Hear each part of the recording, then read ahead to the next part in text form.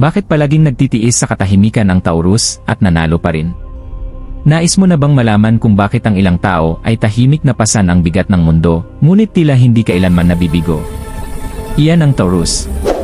Tahimik, matyaga, at hindi matitinag, hinaharap nila ang mga hamon na kayang pabagsakin ang iba, ngunit bihira silang magreklamo. Sa pag-ibig, ibinibigay nila ang buong puso, kahit hindi ito pinahahalagahan. Sa pamilya, nagsasakripisyo sila ng walang hanggang, madalas nang hindi napapansin. Sa buhay, tinitiis nila ang mga pagsubok na may lakas na hindi nakikita, isang katahimikan na nagtutago ng mga bagyo sa loob. At sa kabila ng lahat ng tahimik na paghihirap na ito, nananalo pa rin sila. Paano posible na ang isang taong naghihirap ng tahimik ay lumalabas na mas malakas, mas matalino, at mas matatag kaysa sa sinuman sa paligid niya? Ngayon, susuriin natin ng malalim ang lihim na buhay ng Taurus, ang mga hamon na kanilang hinaharap, ang sakit na kanilang itinatago, at ang mga tagumpay na tahimik nilang naabot. Kung nakatagpo ka man ng isang Taurus, o naranasan mo ang tahimik na lakas na ito, ang kwentong ito ay para sa iyo. Ang Taurus ay isang tanda na madalas hindi nauunawaan. Sa panlabas, kalmado at matatag sila, dumaraan sa buhay na may tahimik na determinasyon na kakaunti lamang ang nakakaintindi. Ngunit sa likod ng kanilang maayos na anyo ay naroroon ang isang pusong malalim ang pakiramdam. Matindi ang pagmamahal at tahimik na naghihirap. Sila ang mga taong nagdadala ng pasanin nang hindi nagrereklamo, nagbibigay ng higit kaysa sa kanilang tinatanggap, at tinitiis ang mga hamon na may pasensyang tila walang katapusan. Sa Pilipinas, kung saan sagradong-sagrado ang mga ugnayan ng pamilya at mabigat ang mga responsibilidad, mas lalo pang tumatagos ang tahimik na lakas na ito. Ang isang Taurus ay maninindigan sa piling ng mga mahal sa buhay, susuporta sa mga kaibigan sa oras ng pangangailangan. At hindi magdadalawang isip na harapin ang mga pagsubok ng mag-isa, lahat ng ito habang itinatago ang kanilang sariling paghihirap. Ngunit ang madalas hindi nakikita ng marami ay ang paghihirap na ito ay hindi kahinaan, ito ang pugon kung saan hinuhubog ang kanilang tatag. Bawat hamong tahimik nilang tiniis ay humuhubog sa kanilang karakter, karunungan, at kakayahang bumangon ng mas malakas kaysa dati. Sa kwentong ito, susuriin natin kung bakit ang Taurus ay naghihirap ng tahimik, ang bigat ng kanilang katapatan, at ang kamangha-manghang paraan kung paano nila binabago ang kanilang mga pakikibaka tungo sa tagumpay. Sa huli, maintindihan mo kung bakit ang kanilang mga tahimik na laban ay isang kapangyarihan na hindi maaaring baliwalain. Ang buhay ng isang Taurus ay puno ng tahimik na laban na madalas hindi napapansin. Isipin ng isang taong ibinubuhos ang puso sa bawat relasyon, ngunit bihira lamang nakakatanggap ng pagkilala na nararapat sa kanila. Tinitiis nila ang pagkabigo sa pag-ibig ng hindi nagrereklamo, nagbibigay ng katapatan, kahit hindi ito na ibabalik, at itinatago ang kanilang sakit sa likod ng kalmado at matatag na titig. Sa Pilipinas, kung saan ang pamilya at komunidad ay sentro ng buhay, madalas nararamdaman ng Taurus ang bigat ng mga inaasahan, pagsuporta sa magulang, paggabay sa mga kapatid, o pagtulong sa mga kaibigan, habang tahimik na hinaharap ang kanilang sariling mga pakikibaka. Ang tahimik na pagtitiis na ito ay maaaring magdulot ng pakiramdam ng pagiging nag-iisa. Pinapanood nila ang iba na malayang nagpapakita ng emosyon, habang sila ay nananatiling mahinahon, natatakot na ang pagbabahagi ng kanilang sariling sakit ay maaaring magpabigat sa iba. Ngunit bawat hamon na kanilang hinaharap ay nagpapalakas sa kanila sa paraang maaaring hindi maintindihan ng iba. Ang isang Taurus ay hindi naghahanap ng simpatsya o papuri, ang kanilang mga tagumpay ay pribado, at ang kanilang tapang ay banayad ngunit matatag. Kahit sa pag-ibig, madalas hindi napapansin ang kanilang mga sakripisyo. Ibinibigay nila ang lahat ng buong puso, ngunit kapag nabigo ang relasyon, tahimik silang umatras, iniingatan ang sakit sa loob. Ang kanilang tatag ay hindi nagpapawalang sakit sa kanila, ito ang nagpapakita ng kanilang pagkatao, pagiging relatable, at sa huli, pagiging kahanga-hanga. Sa sandaling tunay mong maunawaan ang isang Taurus, makikita mo ang isang taong kayang pasanin ang pinakamabibigat na pasanin, tiisin ang pinakamalalalim na sakit, at patuloy na umusad na may di matitinag na determinasyon. Ang kanilang katahimikan ay hindi kawalan, ito ay lakas, na humuhubog sa kanila upang maging isang tao na kayang manalo sa laban ng buhay sa paraang kakaunti lamang ang makaka-imagine. Bakit nga ba tahimik na naghihirap ang Taurus? Hindi dahil sila ay nasisiyahan sa sakit, kundi dahil pinapahalagahan nila ang katapatan, pasensya, at integridad higit sa lahat.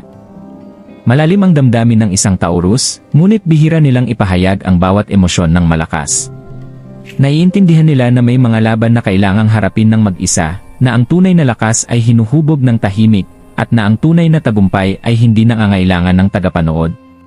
Sa pang-araw-araw na buhay, madalas pasanin ng isang Taurus ang mga responsibilidad na iniiwasan ng iba. Maaaring sila ang unang sumuporta sa kaibigang nahihirapan, manatili ng huli upang tulungan ang isang kapamilya, o tahimik na pamahalaan ang personal na sakripisyo upang matiyak ang katatagan ng kanilang mga mahal sa buhay. Ang kanilang tahimik na paghihirap ay hindi kahinaan, ito ay isang pamumuhunan para sa mga taong at layunin na pinakamahalaga sa kanila. Isipin ang isang Taurus sa pag-ibig. Ibinibigay nila ang buong puso, nag-aalok ng tiwala, katapatan, at pag-aalaga ng hindi umaasa ng kapantay na balik. Kapag dumating ang pagkabigo, tinitiis nila ito ng pribado, hindi sinisisi ang iba o humihingi ng awa. Pinoproseso nila ang damdamin sa loob, natututo, lumalago, at naghahanda para sa hinaharap kung saan sila ay lalabas na mas matalino at mas malakas. Ang Taurus ay parang ilog na dumadaloy ng tahimik ngunit makapangyarihan.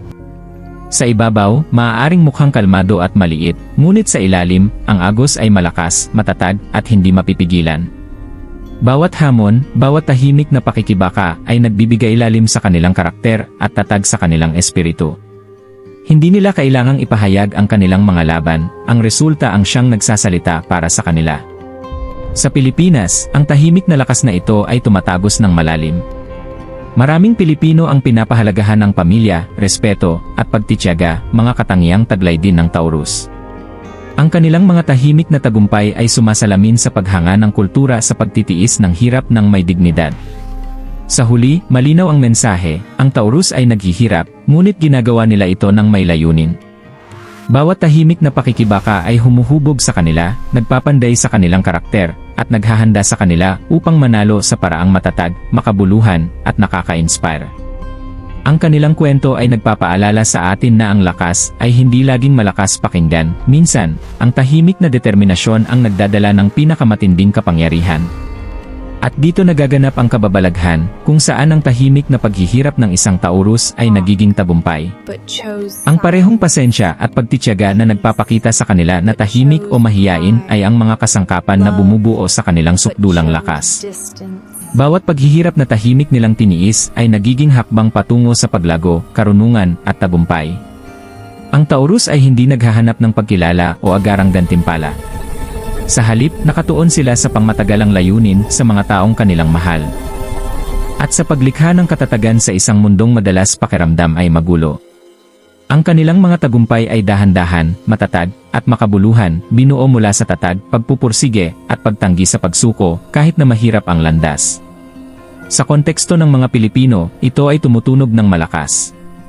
Maraming Pilipino ang tahimik na hinaharap ang mga hamon ng buhay, pinangangasiwaan ang mga responsibilidad sa bahay, trabaho, at komunidad ng hindi nagrereklamo.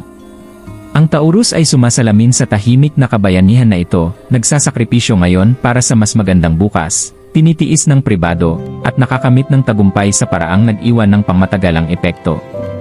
Ang punto ng pagbabago ay simple ngunit malalim, ang paghihirap ay hindi kailanman nasayang. Bawat pagsubok, bawat tahimik na sakripisyo, ay nagpalakas sa kanila, nagturo ng pasensya, empatya, at panloob na lakas. Ang mga bagay na tila pasanin ay lihim na naghahanda sa kanila upang magtagumpay. Sa pamamagitan ng pagtanggap sa kanilang tahimik na lakas at paggamit nito upang magpatuloy, pinapakita ng Taurus ang isang hindi matatawarang katotohanan, kahit sa katahimikan, sila ay umaangat. Kahit sa paghihirap, sila ay nananalo. At ito ang lihim sa kanilang walang kapantay na tatag, ang kakayahang tiisin ng pribado, ngunit magtagumpay ng publiko na nag-iwan ng pangmatagalang impresyon sa lahat ng tunay na nakapansin. Kapag mas malalim nating tiningnan ang buhay ng isang Taurus, makikita natin ang malalalim na aral na nakatago sa kanilang tahimik na paghihirap. Itinuturo nila sa atin na ang tunay na lakas ay hindi palaging malakas o nakikita. Minsan, ang pinakamakapangyarihang tagumpay ay nakakamit ng tahimik, sa pamamagitan ng pasensya, pagpupursige, at di matitinag na dedikasyon. Ang isang Taurus ay hindi nagrereklamo kapag naging mahirap ang buhay. Tinatanggap nila ang mga pagsubok, natututo mula rito, at hinahayaan ang mga karanasang iyon na humubog sa kung sino sila. Bawat hamon ay nagiging pagkakataon para sa paglago, bawat pagkabigo sa pag-ibig ay aral sa tatag, at bawat sakripisyo ay patunay ng kanilang katapatan at karakter. Para sa maraming Pilipino, pamilyar ang mga katangiang ito. Sa mga tahanan kung saan mabigat ang obligasyon sa pamilya at ang buhay ay nangangailangan ng patuloy na pagtitiis, ang kakayahang magtiis ng tahimik ay isang bertud. Ang Taurus ay sumasalamin sa prinsipyong ito sa isang cosmic na antas, na ipinapakita sa atin na ang paghihirap, kapag hinarap ng may dignidad at pasensya, ay maaaring maging pundasyon para sa tagumpay sa hinaharap. Pinapaalala rin nila sa atin na ang empatya at emosyonal na talino ay kasing halaga ng ambisyon. Sa pamamagitan ng pag-unawa sa sariling sakit at sa mga pakikibaka ng iba, nakabubuo ang Taurus ng malalim na pakikiramay. Pinatutunayan nila na ang paghihirap ay hindi kailangang magpapatigas ng puso, maaari nitong palambutin ito, ginagawang mas maunawain, matyaga, at may kakayahang makabuo ng makabuluhang koneksyon. Sa huli, ang tahimik na pakikibaka ng isang Taurus ay hindi palatandaan ng kahinaan, ito ang blueprint para sa tatag. Ipinapakita ng kanilang buhay na ang tahimik na pagtitiis ay hindi nangangahulugang pagkatalo.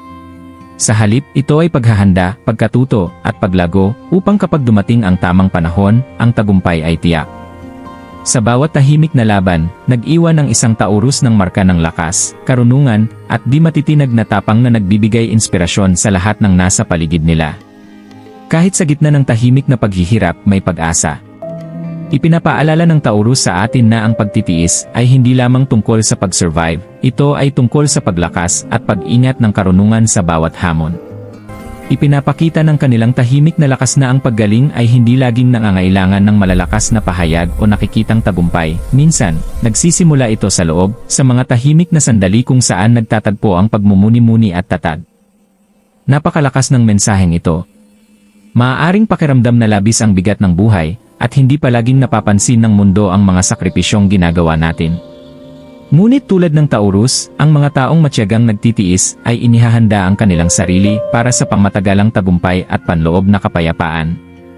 Bawat maliit na gawa ng pagtitiyaga, bawat tahimik na pagsisikap, ay nag-aambag sa isang mas malaking layunin, isang hindi nakikitang sinulid ng lakas na humuhubog sa hinaharap. Ang paggaling, gayon din, ay dumarating sa mga tahimik na paraan. Itinuturo ng Taurus sa atin na yakapin ang sariling habag, kilalanin ang ating mga pakikibaka ng pribado, at ipagmalaki ang mga tahimik na tagumpay. Ipinapakita nila sa atin na kahit sinusubok tayo ng buhay, maaari tayong bumangon, mag-adapt, at gawing kapangyarihan ang sakit. Kaya kung ikaw ay tahimik na nahihirapan ngayon, tandaan ito, mahalaga ang iyong pagtitiis. Ang iyong pasensya ay humuhubog sa mas malakas, mas matalino, at mas matatag na bersyon ng iyong sarili. Tulad ng Taurus, maaaring ikaw ay naghihirap ng tahimik, ngunit ang mga tagumpay na naghihintay sa hinaharap ay tunay, pangmatagalan, at lubos na makabuluhan. Ang iyong tahimik na tapang ay isang superpower, at ito ang maggagabay sa iyo patungo sa mas maliwanag na araw, paggaling, at tagumpay. Sa huli, itinuturo sa atin ng kwento ng Taurus ang isang makapangyarihang katotohanan, ang paghihirap ng tahimik ay hindi nangangahulugang pagkatalo. Bawat tahimik na pakikibaka, bawat nakatagong pasanin, bawat sakripisyo ay humuhubog sa isang taong mas malakas, mas matalino, at hindi mapipigilan. Pinatutunayan ng Taurus na ang tatag ay hinuhubog sa katahimikan, na ang pasensya ay nagdudulot ng tagumpay, at na ang tunay na lakas ay madalas hindi napapansin hanggang sa ito'y lumiwanag. Kung nakilala mo na ang isang Taurus, o kung isa ka man, tandaan ito, ang iyong tahimik na tapang ay kahanga-hanga.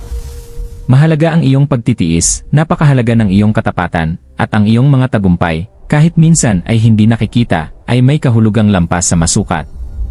Kaya maglaan ng sandali upang parangalan ang mga tahimik na mandirigma sa iyong buhay. Ibahagi ang kwentong ito, magkomento sa ibaba tungkol sa isang Taurus na iyong hinahangaan, at ipaalam sa mundo na kahit sa katahimikan, ang lakas ay nananalo. Tandaan, bawat hamon na tahimik mong tiniis ngayon ay naghahanda sa iyo para sa mga tagumpay ng bukas.